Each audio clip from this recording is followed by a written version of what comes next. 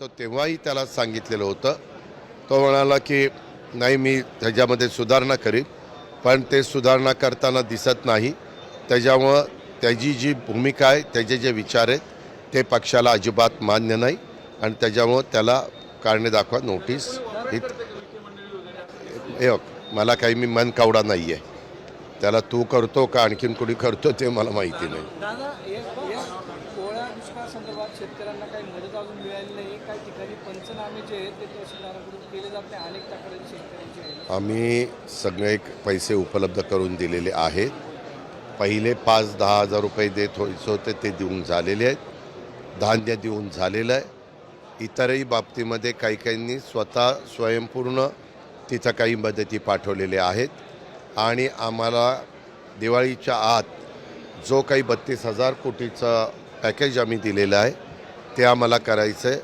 मी काल मुंबईवरून इकडं येत असताना मी OP गुप्ता म्हणून आमचे ACS फायनान्स आहे त्यांनाही सांगितलं जो काही निधी लागेल तो तातडीनं त्या जिल्हाधिकाऱ्यांच्याकडं देण्यात यावा. केंद्राला प्रस्ताव आपण भक्कम प्रस्ताव जो तो पाठवणार होतो तो कधीपर्यंत? तो केंद्राला प्रस्ताव एकदा पाठवल्यानंतर त्याच्यात बदल करता येत नाही.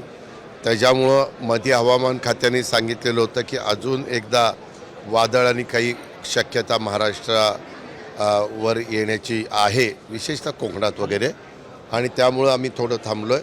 आणि एकदा सगळीकडचे आकडे आल्यानंतर माहिती आल्यानंतर पंचनाम्याच्या बद्दलच्या सगळ्या बाबी, विहिरींचं नुकसान, घरांचं नुकसान, शेतीचं नुकसान, जमिनी खरडून गेल्याचं नुकसान, ह्या सगळ्याच्याबद्दल, पुलांचं नुकसान, रस्त्यांचं नुकसान, हे आम्ही त्यांना काही मुदत दिली का. परवा दिवशी आम्ही चीफ सेक्रेटरी सगळे बरोबर होतो तेव्हाही त्यांना सांगितलं की तुम्ही ताबडतोब ह्या कलेक्टरांना सांगा. आणि काही भागात जिथं दलदल आहे तिथं अजून पंचनाम्याच्याकरता लोकांना जाता येत नाही.